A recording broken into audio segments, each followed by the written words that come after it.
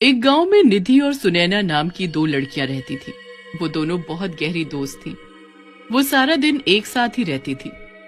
उन दोनों की दोस्ती गांव भर में मशहूर थी।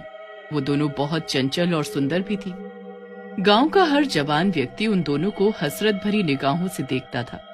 एक दिन सुनैना के मामा गांव आते हैं और सुनैना उन्हें देखकर खुश होकर बोलती है, मामा जी, इतने सालों बाद आपको मेरी याद कैसे आ गई?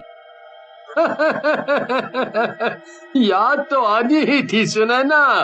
तुम्हारी मामी ने तुम्हें बुलाया है। वो तुम्हें बहुत याद कर रही है। और चिंटू का 2 दिन बाद जन्मदिन है ना, वो भी तुम्हें याद कर रहा है। मैं तुम्हें ले जाने के लिए आया हूँ। सुनैना ये सुनकर खुश हो जाती है। वो निधि से कहती है, चल निधि, तू भी हमारे साथ चल। मेरा वहाँ अकेला मन नहीं लगेगा। जरूर चलती सुनैना तेरे साथ, मन तो मेरा भी नहीं लगेगा, लेकिन घर में माँ बीमार है और वैसे भी कुछ दिनों की बात है, तू तो आ ही जाएगी। सुनैना अपने मामा के साथ शहर चली जाती है और निधि अकेली रह जाती है। गांव के दो बिगड़ैल युवक अशोक और रंगा निधि पर बुरी नजर रखते थे। एक दिन निधि गांव के ही तालाब के सामने बैठी हुई सुनैना को याद कर रही थी कि अचानक अशोक और रंगा की नजर अकेली बैठी निधि पर पड़ती है। अशोक रंगा से हंसते हुए कहता है, देख लो रंगा भाई, आज तुम्हारी भाभी अकेली है। यही मौका है, क्यों ना मैं अपने दिल की बात तुम्हारी भाभी से कह दूं। चुप कर फटीचर आदमी। वो मेरी भाभी नहीं, तेरी भाभी है। कभी अपनी शक्ल देखी है? आईने में फटा हुआ अंडा लगता है तू। रंगा भाई, आज इसकी दोस्त सुनैना यहाँ पर नहीं है ना, हम लोग इसीलिए झगड़ रहे हैं। अगर वो भी यहाँ होती तो हम दोनों एक एक से दोस्ती कर लेते हैं। और तुझे क्या लगता है, अगर सुनैना यहाँ होती तो क्या वो भी हमसे दोस्ती करने के लिए मान जाती? क्यों नहीं रंगा भाई, दोनों सहेलियां साथ साथ ही रहती हैं। अगर एक से भी हमारी दोनों में से दोस्ती हो जाती तो दूसरी भी अपने आप आ जाती। ये कहकर दोनों छिछोरी हंसी हंसने लगते हैं और दोनों दबे पांव निधि के पास जाकर खड़े हो जाते हैं।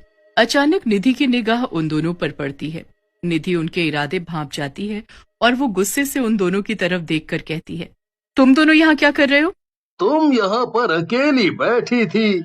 हमने सोचा चलो तुम्हारा अकेलापन दूर कर दिया जाए। क्यों ना तुमसे दोस्ती कर ली जाए। अपनी बकवास बंद कर। मुझे ज्यादा परेशान करेगा ना तो मुखिया जी से शिकायत कर दूंगी। अभी परसों ही तो चप्पल और चिमटी से तुम दोनों गांव भर में पिटे हो, फिर भी अपनी छिछोरी हरकतों से बाज नहीं आते। चले जाओ यहाँ से। निधि की बात सुनकर अशोक और रंगा गुस्सा हो जाते हैं।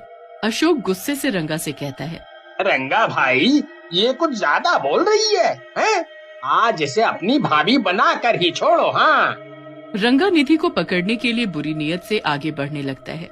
निधि ने उसके इरादे भांपकर जैसे ही भागने के लिए अपने कदम बढ़ाए कि उसका पैर किसी पत्थर से टकरा जाता है और उसकी वहीं मौत हो जाती है।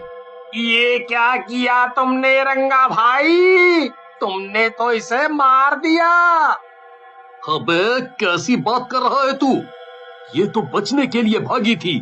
मैं तो बस इसे डराना चाह रहा था। मुझे क्या पता था ये मर जाएगी। अब ये सब बातें छोड़ो, एक काम जल्दी से करो। इसकी लाश तालाब में फेंक दो। कहीं गांव वालों की नजर इस पर पड़ गई तो हम दोनों के लेने के देने पड़ जाएंगे। सभी गांव वालों ने हमें इस तालाब की ओर आते हुए देखा है। हाँ। तुम सही कह रहे हो अशोक, हमें ऐसा ही करना चाहिए। इतना कहकर दोनों निधि की लाश तालाब के अंदर फेंक देते हैं। कुछ दिन बाद सुनैना गांव आती है, मगर वो निधि को मौजूद नहीं पाती। सुनैना निधि को हर जगह ढूंढती है, मगर निधि कहीं नहीं मिलती। सब गांव वाले उससे कहते हैं कि निधि कुछ दिनों से दिखाई ही नहीं दी। सुनैना निधि की माँ से भी पूछती है, माँ, क्या निधि गांव से कहीं बाहर गई हुई है क्या? मैंने हर जगह ढूंढा लेकिन वो मुझे कहीं नहीं मिली। नहीं बेटी, मैं खुद कुछ दिनों से परेशान हूँ। मुझे लगा था कि शायद वो शहर चली गई है, क्योंकि वो तेरे बगैर रह नहीं पाती थी ना। ठीक है माँ, मैं चलती हूँ, आप परेशान मत हो, आ जाएगी वो घर। उदास होकर सुनैना उसी तालाब के पास जाकर बैठ जाती है जहाँ पर निधि की मौत हुई थी। सुनैना वहाँ पर रो रो कर निधि को याद कर रही होती है। मेरी प्यारी सहेली निधि, तुम कहाँ चली गई? मैंने तुम्हें हर जगह ढूंढा, लेकिन तुम कहीं नहीं मिल रही।